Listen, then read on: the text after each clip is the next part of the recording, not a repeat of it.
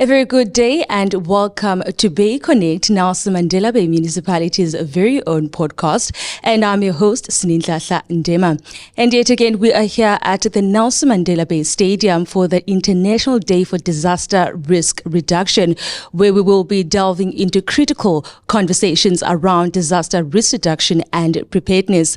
This seminar themed Fund Resilience and Not Disasters is focused at rather highlighting the significance of safeguarding our economies, our businesses and communities against disasters.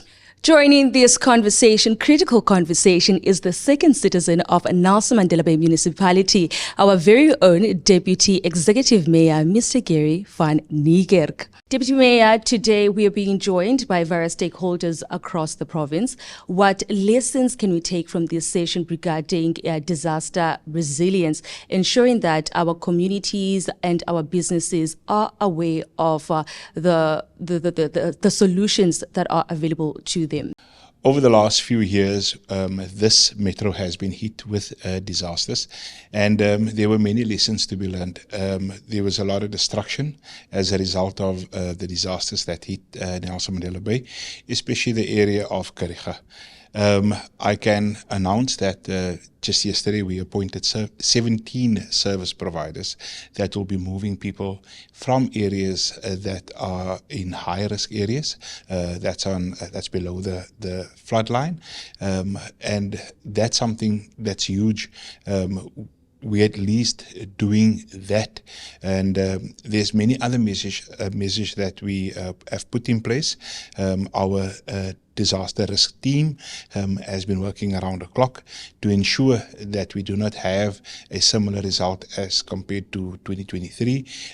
You could have seen in the 2024 disaster that we had, the loss of life was minimal. I think it was zero. There was no loss of life.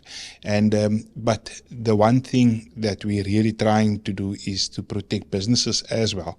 Loss of life is something that's on top of our list, but big businesses, we've had Volkswagen. Volkswagen is currently presenting as we speak the lessons that they've learned from the disasters as well. So we need to collaborate with these other big businesses, but it's also protecting the small businesses. You talk about agricultural businesses.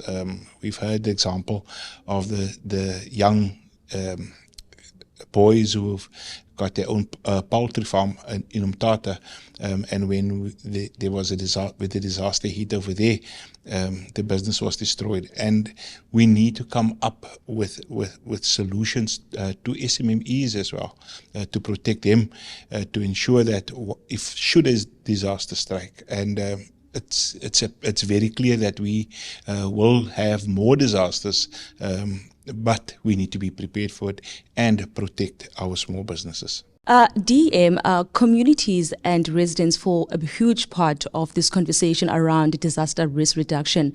What initiatives have there been done to ensure that our communities, our residents, particularly also in the human settlement areas, are roped into these conversations and the awareness is brought into those areas to ensure when disasters come, they know what to do?